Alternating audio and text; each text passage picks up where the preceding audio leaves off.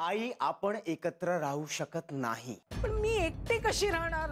आम्हाला जेलमध्ये पाठवल्यानंतर कशी राहणार होतीस तशी राहा. अरे तेव्हा जीव देणार होते ना मी. एक मिनिट, आपण ह्या विषयावर कशासाठी बोलतोय? अगं हिच्यासाठी सगळं सोपं आहे ग. राडे करायचे आणि मग पुन्हा काही झालंच नाही असं वागायचं. मला नाही जमणार असं. म्हणजे बघितलंस जानू, अगं ह्यालाच नकोय मी घरात. म्हणजे सगळ्याच्या मुळाशी हाच आहे. आना आपलं ह्यांचं नाव पुढे करतोय. आई असं बोलून काही होणार नाहीये. आणि पिंट्या आता जर ती सुनीताला स्वीकारायला तयार आहे तर मग काय हरकत आहे?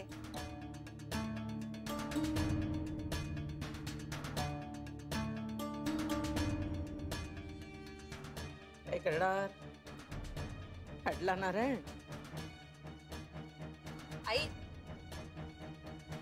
तू आता हे सगळं चांगल्या मनाने स्वीकारशील का? एक मिनिट. हे काहीच तुम्ही बाबांशी बोलल्याशिवाय नका ठरवू. कारण मला वाटत नाही बाबा यांपैकी कशालाच तयार होतील.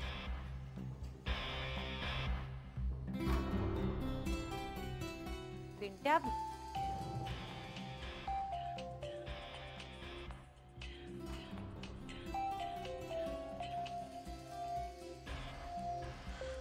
हा बाबा, अहो तुमच्याच बद्दल बोलत होतो आता आम्ही. नाही ऐका हो मी बरी आहे बाबा. मी सगळं सांगते ना तुम्हाला. आपण भेटून बोलूया. हो बाबा, मी करते फोन तुम्हाला. हा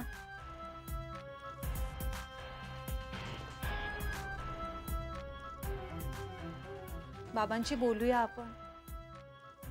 मला वाटत नाही त्याने काही होईल तर.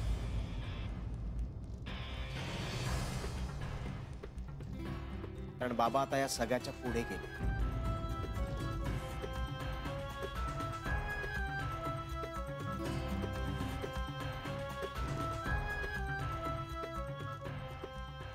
पिंट्या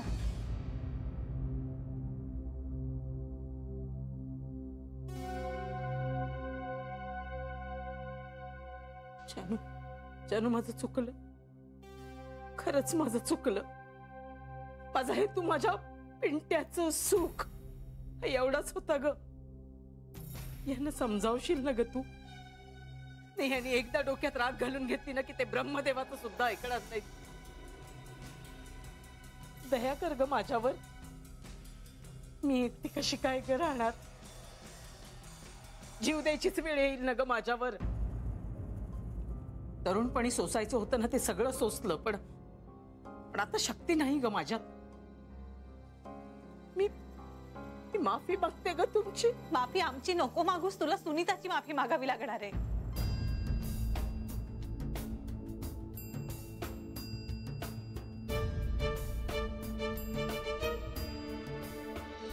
निघालात तुम्ही?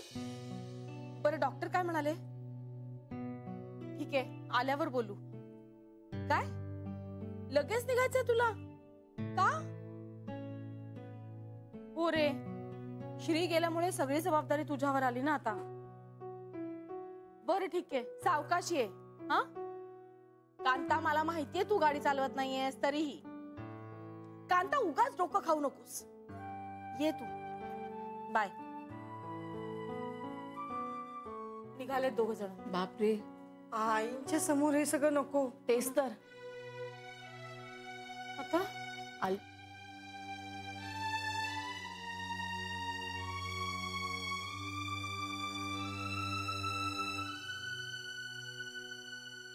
येत आहेत.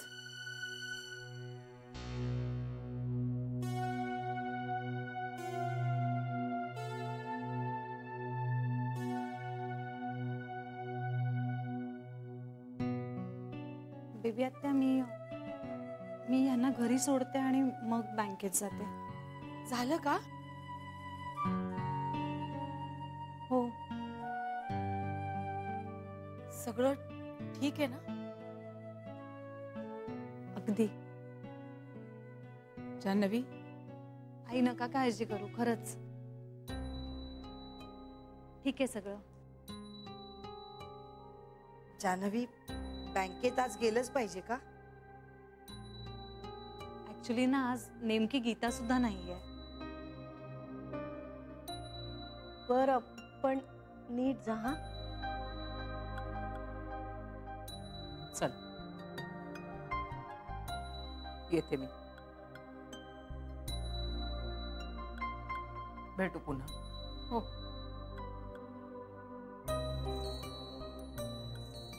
येतो.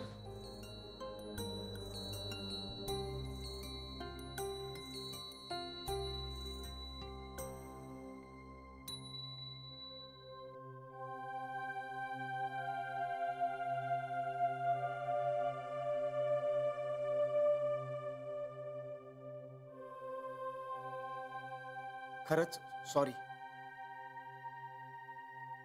आमच्यामुळे उगाच तुम्हाला त्रास. अरे तसं नाही, आम्हाला जान्हवीची काळजी वाटते ना म्हणून. तुझं सगळं ठीक झालं ना? हो हो. तुझी रास कुठली रे? का? नाही, 7.5 वगैरे आहे का बघितली असती ना. 7.5 वर्ष राहते ती.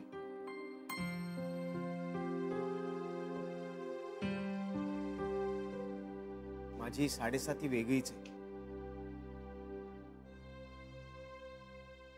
आणि ती आयुष्यभराचीच आहे.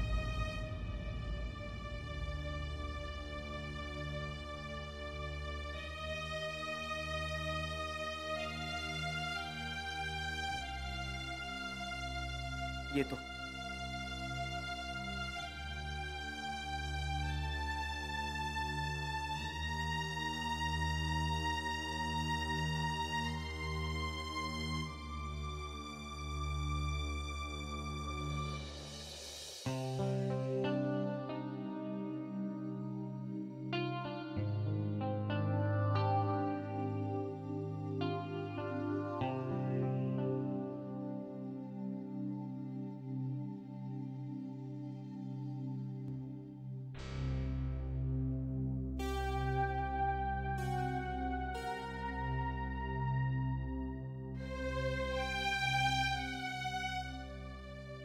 मला मान्य नाही.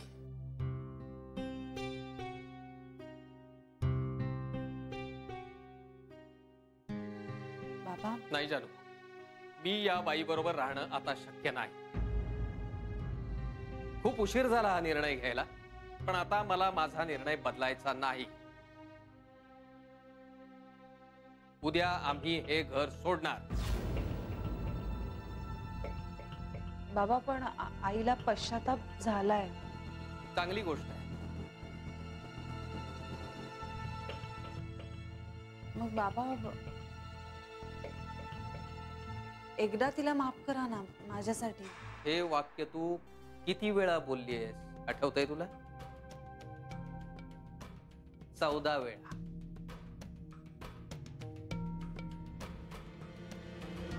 पण बाबा आता खरंच तिला पश्चाताप. नाही ग नाही, हे सगळं ढोंग आहे. आमच्या पुढे तिची डाळ शिजली नाही म्हणून तुझ्याकडे जाऊन तमाशे केले तिने. महाकपटी धोरणी बाई आहे ती, कारस्थानी आहे. तिच्या स्वभावात बदल होणं शक्य नाही.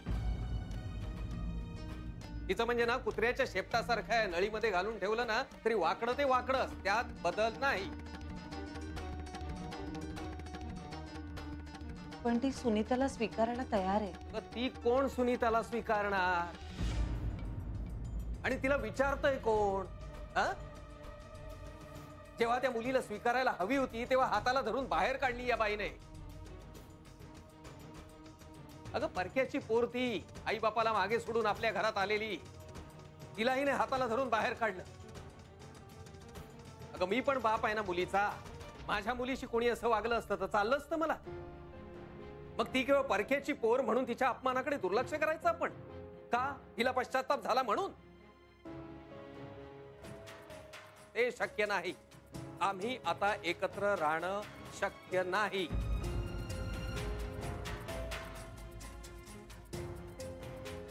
आणि तू नको पडूया. हा मतलबी बाई आहे. अगं नवीन नाटक आहे तिचं. सगळं निवळेपर्यंत ही अशी वागणार आणि सगळं निवळलं की पुन्हा मूळ रंग दाखवणार. नको नकोच ते, तो मनस्तापच नको. तिची ती राहील सुखात या घरात. आम्ही आपले जातो. त्यातच सगळ्यांचं भलं आहे.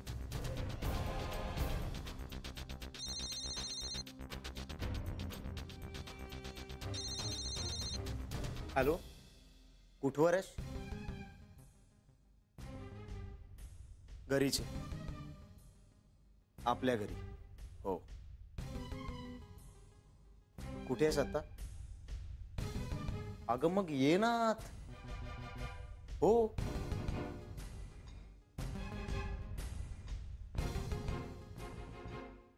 घाबरते. एवढं काय झालं तिला घाबरायला? ते काय खाणार आहे का तिला?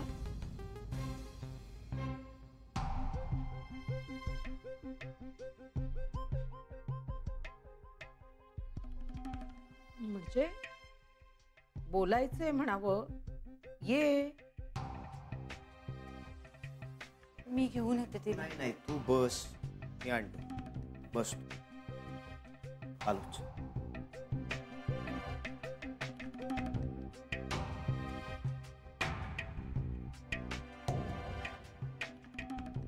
मी माफी मागायला तयार आहे. त्या कशाचाही उपयोग होणार नाहीये कला. मग आता काय पाय धरू का तिचे मी? त्याने तरी समाधान होणार आहे का मग तुमचं? माझं समाधान कशाने होणार आहे हे या जन्मात तरी तुला कळेलसं वाटत नाही मला.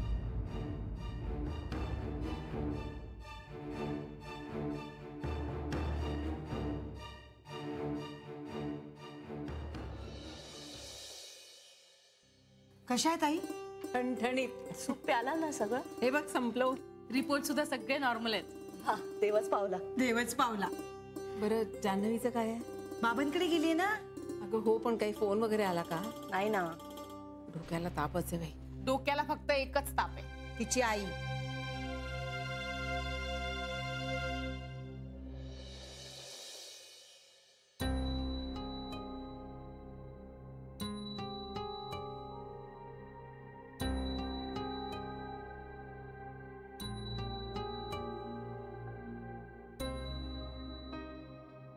घाबरू नकोस बाळा. इथे तुला कोणी काही नाही करणार. पाणी हवंय का तुला? पाणी देऊ? नाही ताई, नको.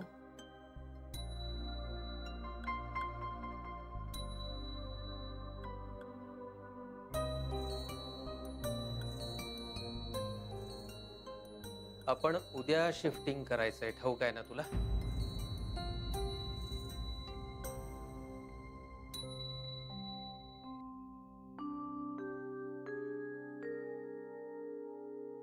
हे बघ बाळा, तू सून आहेस या घरची, लक्ष्मी आहेस. पण या घरात ना मुलीची किंमत ठेवली गेली ना सुनेला मान दिला गेला. पण नवीन घरात असं नाही होणार. नवीन घराची सगळी सूत्र तुझ्या हातात असतील. तुला सुनेचा मान सन्मान मिळेल, लेकीची माया मिळेल.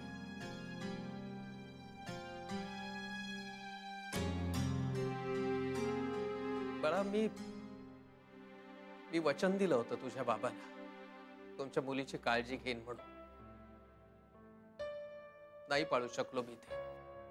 माफ कर मला. पण संधी दिलीस तर तुझा जो अपमान झालाय त्याची कसर भरून काढायचा प्रयत्न निश्चित करू आम्ही.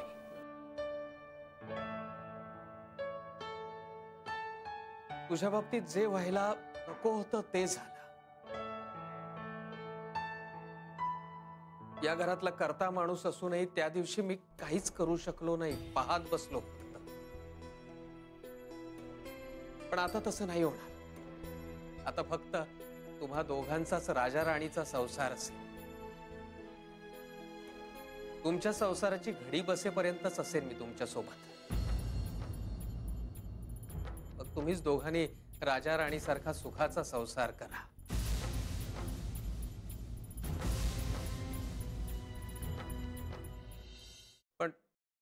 पण आता मात्र अपराधी आहे मी. तुझा शक्य असेल तर क्षमा कर मला. अहो बाबा, असं असं काय बी नाही हाय. हा तुझा मोठेपणा आहे ग. अहो बाबा, म्या काय बी राग धरला नाही हो. अहो म्हणजे बरं, तुमच्या जेवणा खाण्याचं काय? माझ्याकडे डबा आहे. माझ्याकडे बी आहे.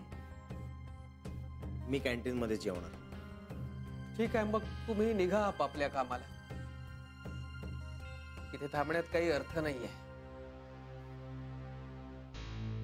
उद्या सकाळी निघणार होत आपण, त्यावेळी बोलूया.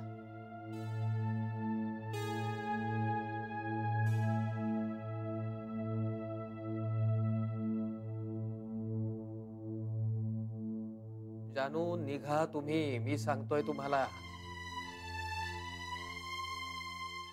बाबा पण जानू प्लीज नको. अहो पण हे बघ, या विषयावर मी कुणाचं काहीही ऐकणार नाहीये. प्रत्यक्ष ब्रह्मदेव जरी आला ना माझं मतपरिवर्तन करायला, तरी त्याला ते शक्य नाही.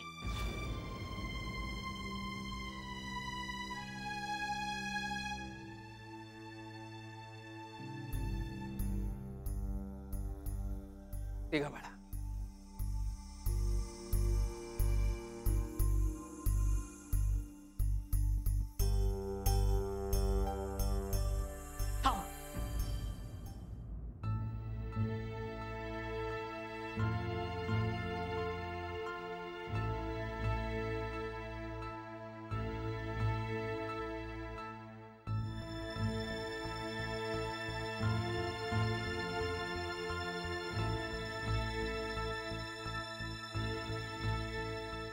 चुकलं बाई माझं.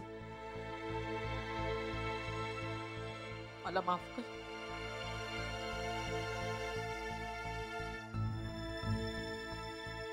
माझ्या पोटच्या पोराला माझ्यापासून तोडू नकोस.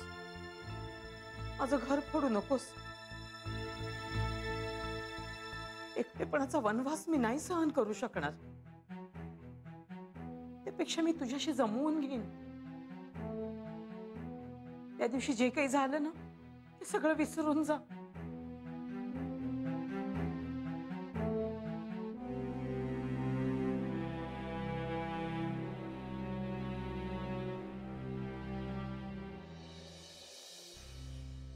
वहिनी, जान्हवीचा काही फोन आला होता का ग? नाही का ग? अगं श्रीचा फोन येऊन गेला. मला म्हणाला जान्हवी फोनच उचलत नाहीये. हो बाई. ए, तू श्रीला काही सांगितलं नाहीस ना? नाही ग वहिनी, मी कशी सांगेन? काही सांगितलं नाहीये मी.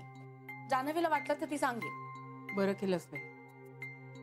अगं पण माझाही फोन उचलला नाहीये तिने. तिथे अजून ते रामायण चालू असेल ना? अगं 3-4 वेळा फोन करून झाला वहिनी माझा. बेबी, तुला सगळी परिस्थिती माहिती आहे आता. प्लीज जान्हवीवर चिडू नकोस. हा वहिनी, मला वेळ लागलाय का चिडायला? नाही, पण आपलं सांगितलं. पुन्हा एकदा फोन करून बघते मी तिला. मला कळलं ना की ती बँकेत पोहोचलीये, की माझ्या जीवाला शांती. आलेच.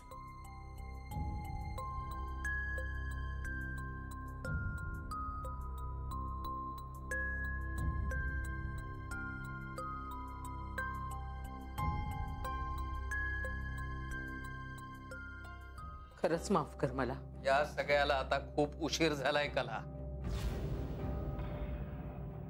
अहो बाबा, जाऊन द्या ना. अगं जाऊच देतोय ना, म्हणून तर उद्या शांतपणे वेगळे होतोय आपण. अहो माझा जरा तरी विचार करा ना. चाळीत तमाशा केलास तेव्हा तू आमचा जरा तरी विचार केलास का?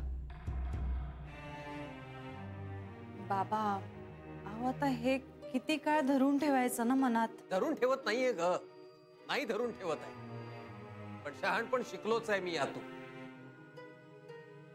बाबा, अगं शहाणं व्हायचंच नाही का कधी आपण जानू? आणखी किती तमाशे बघायचे? दरवेळचं नाटक आहे हीच. किती काळ सहन करायचं? इतके दिवस 4 भिंतींच्या आड चाललं होतं सगळं. आता या बाईने अब्रू नेऊन वेशीवर टांगली आहे. चाळीत मान वर करून चालायची सोय ठेवली नाहीये बाईने. हे बघा बाबा, मला मान्य आहे आईचं चुकलं. अगं मग त्याची शिक्षा तिला व्हायला नको का जानू? हो, पण दरवेळी आपण सोडून देतो आणि हिचं फावतं. ही दुष्टपणा करत राहणार आणि आपण माफ करत राहायचं.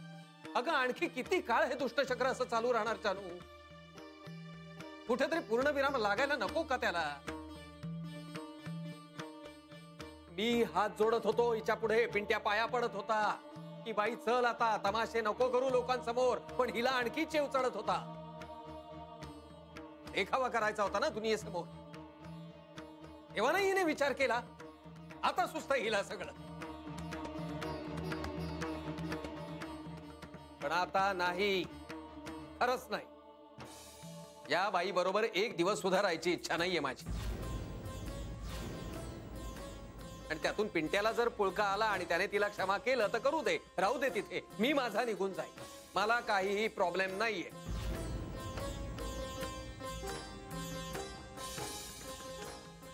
बाबा हो असं काय बोलताय तुम्ही? आता तू ठरव बाबा.